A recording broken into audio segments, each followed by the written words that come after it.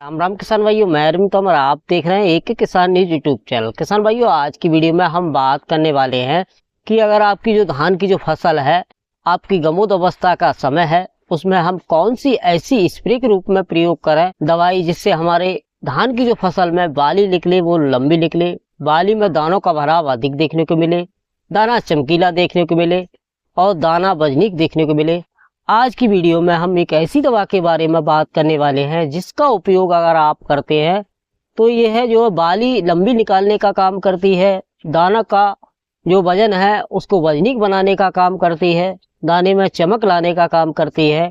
और उसे आप स्प्रे के रूप में भी प्रयोग कर सकते हैं, उसे आप खाद के साथ भी मिलाकर उपयोग कर सकते हैं। उस दवा के बारे में जानने से पहले जो किसान भाई हमारे चैनल पर नए आए हुए और इस वीडियो को देख रहे हैं, जिन्होंने धान की क्रॉप कर रखी है, वो हमारे चैनल को सब्सक्राइब अवश्य करना है, ऑल नोटिफिकेशन पर क्लिक करना है, जिससे आने वाली वीडियो का आपको तुरंत नोटिफिकेशन किसान भाइयों मिल सके। अगर हमारे टेलीग्राम ग्रुप में जुड़ना चाहते हैं, अगर हमारे व्हाट्सएप ग्रुप में जुड़ना चाहते हैं तो नीचे लिंक डिस्क्रिप्शन में दिया हुआ है, वहां से जाकर आप हमारे टेलीग्राम और व्हाट्सएप ग्रुप में जुड़ सकते हैं। मैसेज के माध्यम से हमसे खेती-बाड़ी से संबंधित जानकारी प्राप्त कर सकते हैं। किसान भाइयों, ज्यादा कुछ ना भटकाते हुए आते हैं मेन टॉपिक पर अपने। जैसा कि ये जो खेत आप देख रहे हैं, ये जो खेत है इसमें गमोद अवस्था का समय है और इस समय में इसमें स्प्रे करने की जब हम बात करूं तो इस समय अगर आपकी गमोद अवस्था का समय है आपके धान की जो फसल का, और इस समय सबसे ज्यादा हमारी जो धान की फसल के लिए न्यूट्रिएंट्स की आवश्यकता होती है, तो इसके लिए आपको अपने धान की फसल में घुलनशील एनपीके 05234 के साथ साथ एक जो स्काईलार्क इंडिया एग्रीटेक का ये प्रोडक्ट आता है शक्ति,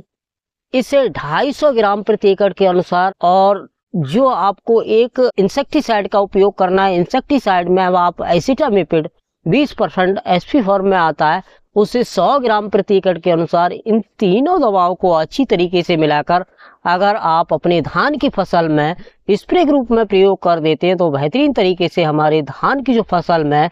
जो वाली निकलती है वह लंबी निकलती है, दाना मोटा बनता है, दाना चमकीला बनता है और उस धान की फसल से हम एक अच्छा खासा उत्पादन लेने में कामयाब हो जाते हैं। किसान भाइयों, अगर हम इसकी सभी की एक बार मात्रा की जब हम बात करें तो घुलनशील एनपीके 05234 जो लेना है वो आपको 1 से 1.5 किलो प्रति एकड़ के अनुसार लेना है, और ये शक्ति नाम का जो प्रोडक्ट है इसे 250 ग्राम प्रति एकड़ के अनुसार लेना है, या आप 2 ग्राम प्रति लीटर पानी के अनुसार इसको ले सकते हैं।